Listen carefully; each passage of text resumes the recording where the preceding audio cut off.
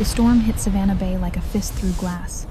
Lightning tore across the sky in jagged silver veins, illuminating sheets of rain that hammered the water into froth. Dante Rizzo sat in the back of a black Suburban, fingers drumming against the leather seat as his driver navigated the flooded coastal road.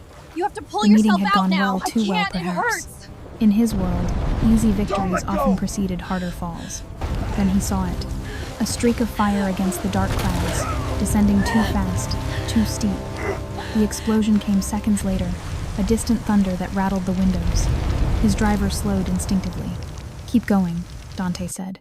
But even as the words left his mouth, he saw the wreckage. The private jet had crashed into the marshland near the old port, half submerged in murky water. Flames licked at twisted metal. Black smoke coiled skyward like desperate fingers. "Boss, we should stop the car." Dante was out before the SUV fully halted. His shoes sank into the mud as he ran toward the wreckage. Heat pushed against his face. The smell of burning fuel stung his nostrils. Through the shattered cockpit window, he saw movement, a hand pressed against cracked glass. He didn't think. Thinking was for men who had something to lose.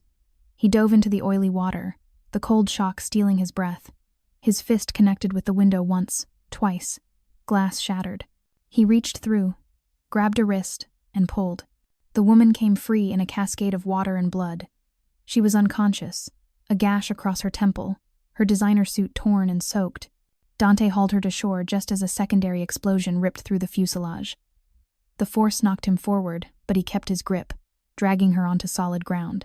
His driver rushed over with a blanket. Dante pressed 2 fingers to her neck. Pulse. Weak, but there. He looked at her face. Sharp cheekbones, dark hair plastered to pale skin. Even half dead, she looked expensive. Even the rich bleed the same, he muttered, lifting her into his arms. Elena Mercer woke to the sound of rain against windows and the smell of coffee. Her head throbbed. When she tried to sit up, every muscle screamed protest. She was in a bed, not a hospital bed. The sheets were Egyptian cotton. The room was masculine, tasteful, dark wood furniture. No medical equipment. Where the hell was she? The door opened. A man entered carrying a tray, tall, broad-shouldered, with dark eyes that had seen too much. He wore an expensive shirt with the sleeves rolled up, revealing forearms marked with old scars. There was something dangerous in the way he moved, like a predator pretending to be domesticated. "You're awake." His voice was gravelly, neutral. He set the tray on the nightstand, coffee, toast, water. "How's the head?" Elena's hand went to the bandage at her temple. Her mind raced, trying to piece together fragments. The turbulence, the alarms, the water. "Where am I? Who are you?" "Dante Rizzo. You're in my house. Your plane went down last night. I pulled you out before it sank." He poured coffee with steady hands. "Drink this. You need fluids." She stared at him, distrust sharpening through the fog of pain. Dante Rizzo. The name rang bells, faint, ominous bells. She'd heard it in boardrooms, whispered by men who dealt in shadows. I know what I am." He sat in the chair across from the bed, maintaining distance. "If I wanted you dead, you'd be at the bottom of the bay. I don't save people to kill them later. Bad for the soul." Elena took the coffee with shaking hands. It was good, too good for a criminal's house. Nothing made sense. "My phone. I need to call. Destroyed in the crash. We're working on getting you a secure line." He leaned back, studying her. "You're Elena Mercer, CEO of Mercer Aerospace. I watch the news." Before she could respond, a small voice came from the doorway. "Papa, is the angel awake?" A boy, maybe 7, peered into the room. He had Dante's dark hair but softer features, curious eyes that hadn't yet learned suspicion. Dante's expression shifted barely perceptible, but Elena caught it. Warmth, protection. "Nico, I told you to wait downstairs, but I wanted to see if she's okay." The boy stepped closer, solemn. "You were in the water, like a fallen star. Papa said you're very brave." Elena's throat tightened. "Thank you for worrying about me." The boy smiled, then scurried away. Dante stood, moving to the window. "My son. His mother died 3 years ago. Cancer." He said it matter-of-factly, but Elena heard the weight beneath. "He doesn't meet many people. I keep him separate from my work." "I need to contact my company," Elena said quietly. They'll think I'm dead. Or worse, kidnapped. Dante turned, and something flickered in his eyes. Worse might be more accurate. Turn on the TV. He clicked the remote. A news anchor filled the screen, her expression grave. Still no word on the fate of Elena Mercer, CEO of Mercer Aerospace, whose private jet crashed last night off the coast of Savannah. Authorities have launched a full investigation, with some sources suggesting possible foul play. The company's board has announced Elena's blood ran cold. The implications crashed over her like the water had the night before. What did you do? Dante's jaw tightened. Nothing. But someone wants you gone, and now they think they've succeeded. The accusation hung between them like smoke. Dante crossed his arms, and for a moment Elena saw the man beneath the reputation. Not a monster, but something more complicated. Tired. Controlled. You think I orchestrated a plane crash to kidnap you? His voice was low. Dangerous. Lady, I have better things to do with my time. Then let me leave. Let me call my people. And say what? That you're alive and staying with Dante Rizzo? He shook his head. The FBI is already sniffing around. My name comes up. They'll assume I took you. I'll have federal agents crawling through my business, and you'll have even bigger problems than a plane crash. Elena wanted to argue, but the logic was sound. Her hands clenched the sheets. So what do you suggest? Give it 24 hours. Let the initial chaos die down. I'll make some calls, clean up your trail. We'll get you somewhere safe where you can resurface without dragging me into it. He moved closer, his gaze steady. I saved your life. I'm not asking for payment. I'm asking for cooperation. She studied his face, the hard angles, the old scar along his jaw, the eyes that seemed to calculate every possible outcome. This man had killed people. She knew it the way she knew gravity existed. But he'd also pulled her from drowning, had bandaged her wounds, had a son who called her an angel. 24 hours, she said finally. But I need to know what's happening. With my company, my people. Dante nodded. I'll get you a satellite phone. Secure line. You can check in. But be careful what you say. If someone wanted you dead, they're listening. He left, returning minutes later with a phone that looked military grade. Elena dialed her assistant's personal number with trembling fingers. 3 rings. 4. Hello? Sarah's voice was hoarse, like she'd been crying. Sarah, it's me. I'm alive. A sob. Oh my God. Elena, where are you? The board is in emergency session. Gerald is trying to push through a provisional CEO appointment. He's saying you're unfit even if you survive because you flew in bad weather against Gerald. Elena's mind sharpened. Gerald Thornton, her biggest rival on the board. The man who'd voted against every innovation she'd pushed. Is he leading the search efforts? No, he's blocking them. Said it's too dangerous, that we should wait for official recovery operations. Sarah's voice dropped. Elena, something isn't right. The maintenance logs for your jet, they're missing. Someone wiped the digital records. Elena met Dante's eyes across the room. He was listening, his expression unreadable. Sarah, listen carefully. Don't tell anyone I called. Not yet. I need you to dig into Gerald's finances, quietly, and keep yourself safe. She hesitated. I'll contact you again soon. But right now, I need to stay missing. She ended the call, looked at Dante. You were right. Someone wanted me gone. Usually am. He took the phone back. Your board member Gerald. He has connections, not clean ones. You know him? Know of him. He's used intermediaries to handle problems before. The kind of problems that end with bodies and insurance payouts. Dante's voice was clinical, professional. If he's making a move on your company, you being dead simplifies everything. Elena's hands clenched. Then I need to expose him. I need evidence.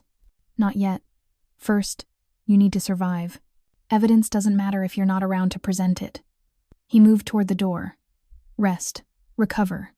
Tomorrow, we figure out your next move. As he left, Elena sank back into the pillows. For the first time since waking, the situation felt real. She was trapped in a criminal's house, hunted by corporate assassins, and her only ally was a man the FBI probably had entire files on. But she was alive, and that meant she still had a chance to fight back. Dawn broke gray and cold. Elena stood at the window of Dante's study, watching rain bead on the glass. She'd spent the night in fitful sleep, dreams full of falling and fire. Now, wearing borrowed clothes, a shirt of Dante's that hung loose, rolling up the sleeves to make it work, she felt more alert, more herself. Dante entered with coffee. He'd been up all night, she could tell. Shadows under his eyes. But his movements were still precise, controlled. "We have a problem," he said without preamble. "Another one?" He gestured to the monitor on his desk. Security feeds from the gate. 3 black Cadillac Escalades were pulling up the drive. Expensive. Government plate vibes, but not quite official. "They're here for you," Dante said. "But they're not FBI." Elena's pulse kicked. "How do you know?" "FBI doesn't send Escalades. And they don't show up at my house without a warrant and a SWAT team." He pulled a pistol from his desk drawer, checked the magazine. "These are contractors. Corporate cleaners. Your board member's solution to the loose end." The intercom buzzed. A voice crackled through, polite, professional. "Mr. Rizzo, we're here to retrieve Miss Mercer. We have authorization from her company. If you cooperate, there won't be any trouble." Dante hit the button. "She's not here. You have the wrong address." "Mr. Rizzo, we know she's inside. Thermal imaging confirms 2 adults in the upper level. We're prepared to compensate you generously for your assistance." Elena stepped closer. "What do they want?"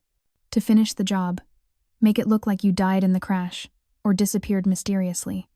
Either way, Gerald gets control." Dante's jaw set. "They're not taking you." "Why? You barely know me. I'm not your problem." He looked at her then, really looked. "I pulled you out of that water. That makes you my responsibility until you're safe. Old rule, maybe the only one I keep." The first shots came through the windows downstairs. Glass exploded. Alarms shrieked. Elena dropped instinctively. Dante was already moving, pulling her toward a concealed door in the paneling. "Safe room. Get Nico. Now." She ran. Found the boy in his bedroom, clutching a stuffed bear. His eyes were wide but not panicked like he'd been trained for this. Elena scooped him up.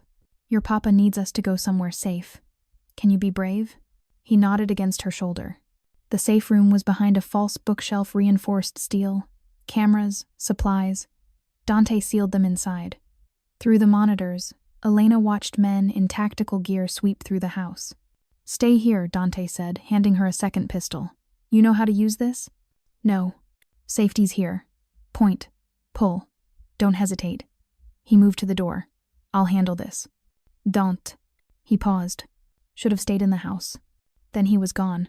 Elena held Nico close, watching the screens. Dante moved through his own home like a ghost, appearing, firing, vanishing. He knew every corner, every angle. The contractors were good, but they were in his territory.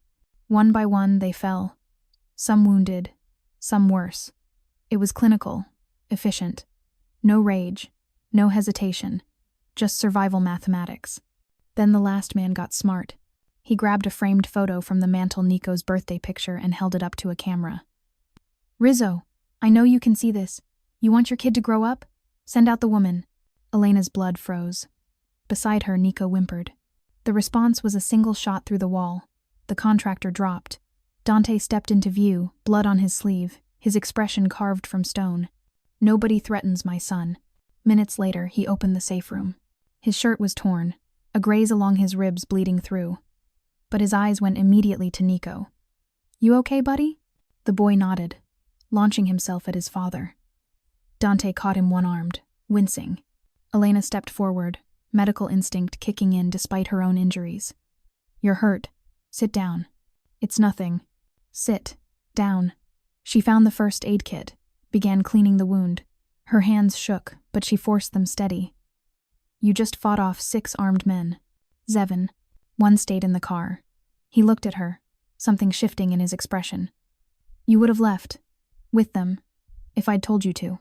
"To save Nico?" "Yes. You don't even know us." Elena taped the bandage, meeting his eyes. "You risked your life for me. Twice now. Maybe I'm starting to." Something passed between them, recognition, understanding. The acknowledgement that they'd both stepped across invisible lines, into territory neither had planned to enter. Dante stood, gently setting Nico down. "We need to move. Gerald knows where you are now. He'll send more." "Where?" "Somewhere he can't reach. My territory. Where the rules are different." He looked at her steadily. You sure you want to go deeper into my world? Elena glanced at Nico, then back at Dante. I don't have much choice. And besides, she managed a tired smile. I'm curious what that world looks like. Dante's lips quirked. Almost a smile. Should have stayed in the house. The safe house was a warehouse on the industrial edge of the port-rusted metal. Broken windows, the kind of place developers forgot existed. Inside it was different. Clean, functional. Men nodded to Dante as they passed, respect in their eyes. Some curious glances at Elena, but no questions. In this world, questions could be dangerous. Dante led them to an apartment on the second floor, sparse but comfortable. A bedroom for Nico, a couch for Elena. He'd sleep on watch, she knew. Men like him didn't rest easy. This is your operation? Elena asked, looking out the window at the dockyards below. Part of it. Shipping, mostly. Some imports that don't go through official channels. He said it matter-of-factly. No shame, no pride. Just fact. But we also run protection. Make sure the workers don't get squeezed by corporations or other crews. Protection racket. Protection service. We actually protect them. He poured coffee from a pot that had been brewing. Half the longshoremen have families who'd starve without this work. We make sure they get fair wages. Safe conditions. The companies hate it, but they pay. Elena took the cup, studying him. You're not what I expected. What did you expect? Scarface? Godfather? A slight smile. I'm a businessman. I just operate in markets that don't have regulations. And the bodies? His smile faded. Necessary evils. You think your boardrooms don't have blood? Just because you sign papers instead of pulling triggers doesn't make you clean. The words stung because they were true. Elena thought of the layoffs she'd approved. The contracts canceled. The lives upended by her signature. Different methods. Same results. Fair point, she said quietly. Over the next few days, Elena saw more of Dante's world. The first morning, she woke to voices Dante mediating a dispute between two crews. His voice was calm, authoritative. Both sides left satisfied. Later, she accompanied him to see a widow. Her husband had died in a loading accident. The company refused to pay. Dante handed her an envelope, funeral costs, and 3 months' rent. Marco was a good man. Your family doesn't suffer because corporations count beans. The woman kissed his hand, tears streaming. In the hallway, Elena touched his arm. You do that often? When needed. These people work for nothing. One accident, they're discarded. His jaw tightened. Someone has to look out. She also witnessed him with Nico each night, patient, gentle, doing voices for storybook characters. The contrast was jarring. The same hands that had killed now cradled picture books. On the third night, Elena made tea in the kitchen. Dante found her. Can't sleep? Too much thinking. About Gerald. My company. The life before. She poured him a cup. That person feels like she died in the crash. Maybe she did. Maybe that's not bad. He sat across from her. The Elena Mercer in Forbes, brilliant. Ruthless. Built an empire by being smarter and harder than everyone. And now? Now you'd sacrifice yourself for a child you just met. See past the monster everyone thinks I am. His eyes held hers. That's not weakness. That's evolution. Elena wrapped hands around the warm cup. I spent so long climbing. Forgot what it felt like to just be human. Welcome to the club. Dante's smile was self-deprecating. I thought strength meant never showing weakness. Then Nico came. Turns out, letting someone matter is the scariest thing. His mother, you loved her? With everything. Maria was a nurse. Met her patching up my guys. She looked me in the eye and said if I brought more bullet wounds, she'd shoot me herself. Memory softened his expression. She was fearless, kind, everything I wasn't. She saw past the surface. She tried to make me better. Then cancer came. I realized I couldn't protect her from everything. He stared into his cup, watching her fade, not being able to fix it. Hardest thing I ever faced. Elena reached across, covered his hand. You gave her love. Family. That's not nothing. His hand turned, fingers interlacing with hers. Not sexual, deeper. Connection. Recognition of shared scars. You're dangerous, he said quietly. Me? You're the crime boss. Exactly. I know danger. And you. He pressed her hand against his chest where his heart beat steady. You could wreck me worse than any bullet. She felt it then, the pull she'd been denying. This man had saved her, protected her, shown her a world where loyalty mattered more than profit. Somewhere in the chaos, she'd started seeing him not as a criminal, but as a man, flawed, fierce, fundamentally good in ways the legitimate world would never recognize. I should go to bed, she whispered, but didn't move. You should. He didn't let go. They sat until the tea went cold, neither willing to break the moment. Finally, Dante stood, released her hand with obvious reluctance. Tomorrow, we start planning your return, getting evidence against Gerald. And then you go back to your world. He said it firmly, but his eyes told a different story. This us, it's not sustainable. Elena stood, facing him close enough to see gold flecks in his eyes. What if I don't want to go back? Not completely. You'd give up everything for me? He shook his head. I won't let you make that mistake. It's not your choice. No, but I care enough to protect you from bad decisions. Even if one of those decisions is me. He stepped back, creating distance. Get rest. Tomorrow's going to be long. He left her in the kitchen. Elena stood alone, heart pounding. For the first time in years, she'd found someone who made her want more than success, who made her question whether the empire she'd built was worth the loneliness. But Dante was right. Their worlds didn't mix. She was CEO. He was criminal. The distance was measured in laws, in social contracts, in fundamental incompatibility. And yet she touched her hand where his had been. Incompatible things sometimes found ways to coexist. One evening, she helped Nico with homework at the kitchen table while Dante cooked. Pasta from scratch, she realized, watching his scarred hands work the dough with unexpected gentleness. You cook, she observed. My grandmother taught me. Said a man who can't feed himself is useless. He added sauce to the pan, the smell rich and savory. Nico needs real food, not takeout. They ate together, the three of them, and for a moment it felt almost normal. A family dinner. Except the man at the head of the table had killed people that morning, and the woman across from him was a fugitive billionaire. After Nico went to bed, Elena found Dante on the balcony, smoking a cigarette. She'd never seen him smoke before. Bad habit, he said, stubbing it out.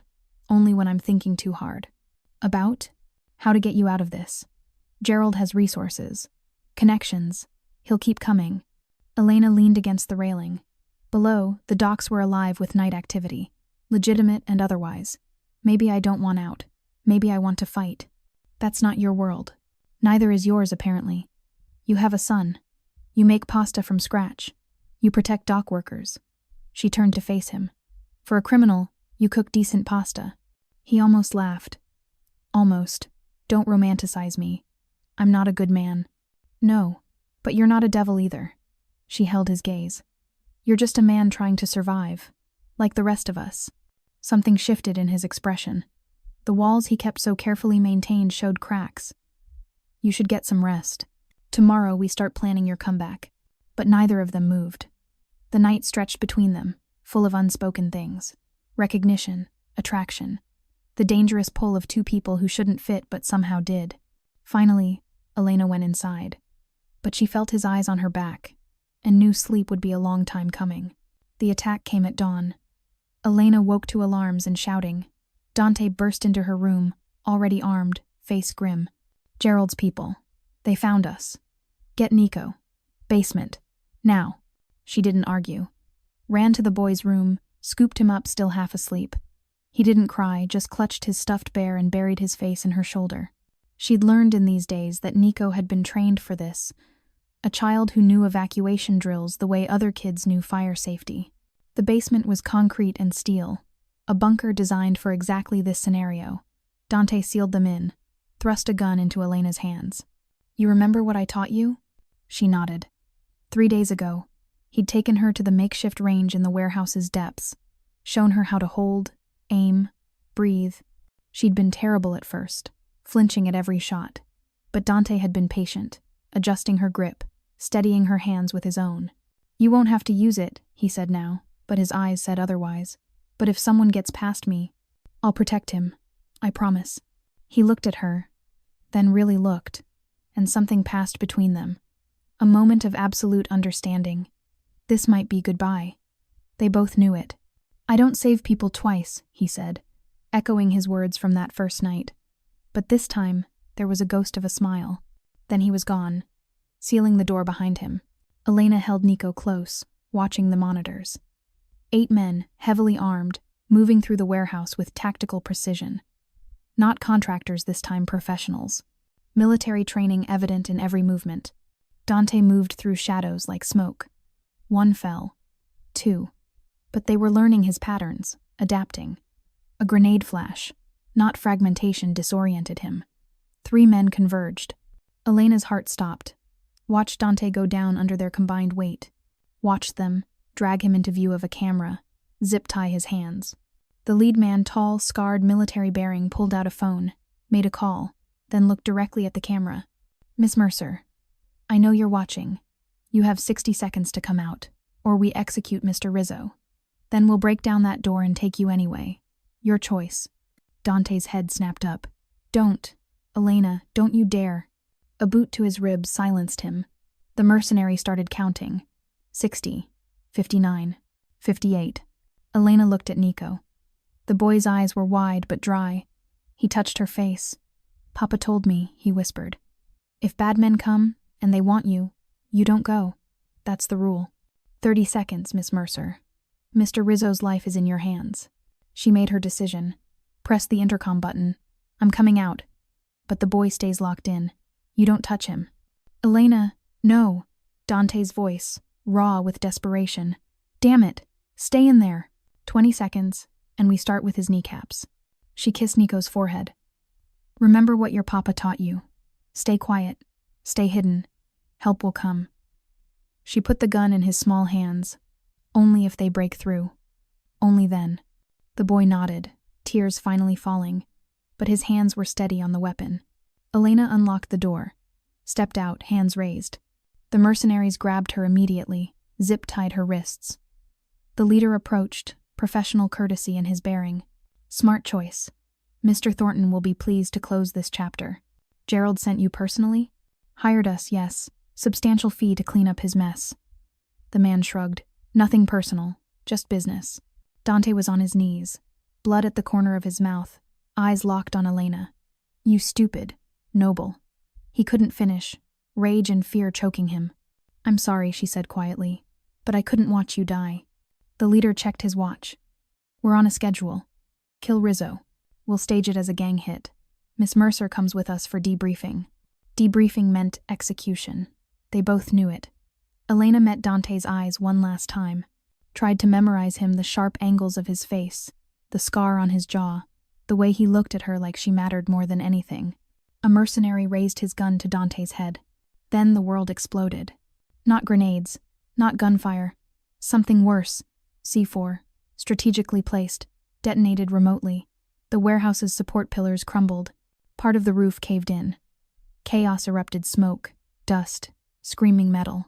In the confusion, Dante moved. Zip ties meant nothing to a man who'd broken them before.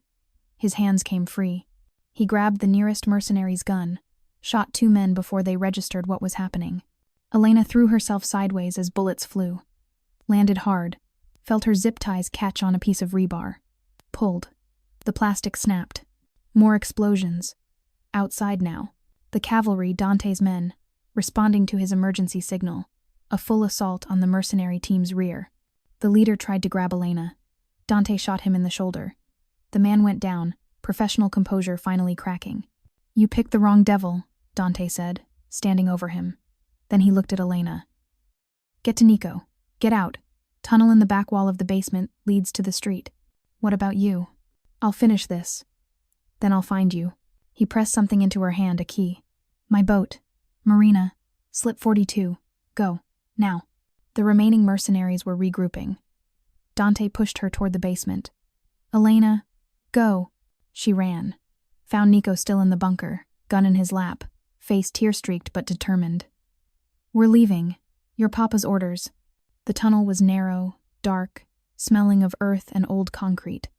They emerged 3 blocks away, in an alley behind a shuttered cannery. Elena flagged a cab, paid triple to keep the driver from asking questions about their disheveled appearance. The marina at dawn, fishing boats and yachts rocking gently. Slip 42 held a sleek cruiser. Not ostentatious, but clearly expensive. Good for fast exits. Elena got them aboard, found supplies in the cabin. Food, water, first aid. She cleaned Nico's scraped knee while they waited, told him stories to keep his mind off his father. An hour passed. 2. The sun climbed higher. Elena's stomach churned with worry. Then footsteps on the dock, heavy, uneven. She grabbed the gun, positioned herself between the door and Nico. The door opened. Dante stumbled in, blood-soaked shirt, favoring his left side, but alive, breathing, whole. Nico launched himself at his father. Dante caught him, winced, held him tight anyway. "I'm okay, kiddo. Just a scratch." Elena grabbed the first aid kit. "Sit. Let me see." The wound was a deep graze along his ribs. Painful but not life-threatening. She cleaned it with steady hands, trying not to think about how close the bullet had come to his heart. "You came back," Dante said quietly as she worked. "Of course I came back. You told me to. You traded yourself. For me." "Yes." She taped the bandage, met his eyes. "What else was I supposed to do? Let them kill you?" "Most people would have. Stayed safe. Let the criminal take the bullet." His hand caught hers. "You're not most people. Neither are you. You're not just a criminal. You're—" She struggled for words. "You're a man who protects people, who keeps his promises, who loves his son. The rest is just survival." They sat on the boat's deck as Nico played below, oblivious. The water lapped against the hull. Dawn was fully broken now, turning the sky pink and gold. "What now?" Elena asked. "Now we take the fight to Gerald. End this before he sends more people." Dante's jaw set. "I have evidence. Financial records. Proof of what he did. We go public. Take away his power. That means coming out of hiding. For both of us. You were always going to. I can stay in shadows. That's where I belong." Elena shook her head. "Not anymore. We do this together. Partners. You saved my life. Let me save yours back." He looked at her for a long moment. Then slowly, carefully, as if she might break, he pulled her close. She went without hesitation, resting her head against his shoulder, feeling his heart beat strong and steady beneath her ear. "Partners," he murmured. "God help us both." The press conference room at Mercer Aerospace headquarters was packed. Elena stood at the podium in a steel gray suit. Behind her, the company logo gleamed. 2 years ago, my plane went down in Savannah Bay. The investigation ruled it sabotage orchestrated by Gerald Thornton. She paused. Today, I announce the Rizzo Emergency Response Initiative aircraft dedicated to coastal search and rescue, available free to any community. She clicked to the next slide. The first aircraft. On the tail. Dante 1. Named after the man who saved my life. This program honors intervention, seeing someone in trouble and acting, regardless of cost. In the back, Dante Rizzo watched. Dark suit. Unremarkable. Their eyes met. He nodded once, then turned to leave. Elena found him in the parking garage. "You came," she said. "Had to see it." His lips quirked. Didn't expect the name. Seemed fitting. "A man once told me not all devils burn." Comfortable silence. 2 years had changed them. Dante had stepped back from active operations. Elena had rebuilt stronger. But the connection remained. "How's Nico?" "Good. Asks about you. Says you promised chess lessons." "Friday still work?" Dante smiled. He'd like that. He opened the car door, paused. "You ever regret it?" "Never." "You?" "Not for a second." He slid into the driver's seat. "See you Friday, Elena." She watched him drive away. 2 worlds that shouldn't touch, somehow connected. In the space between sky and sea, law and loyalty, they'd found understanding. Later, a reporter asked why she'd never publicly identified her rescuer. Some debts are too valuable to repay with publicity. Some people save your life not for recognition, but because it's right. Those people deserve privacy and loyalty. Through the window, the first Dante 1 aircraft rolled out for its inaugural flight, white wings against blue sky. She ruled the sky. He ruled the sea. And somewhere in between, they had found not romance, not redemption, but something rarer: peace.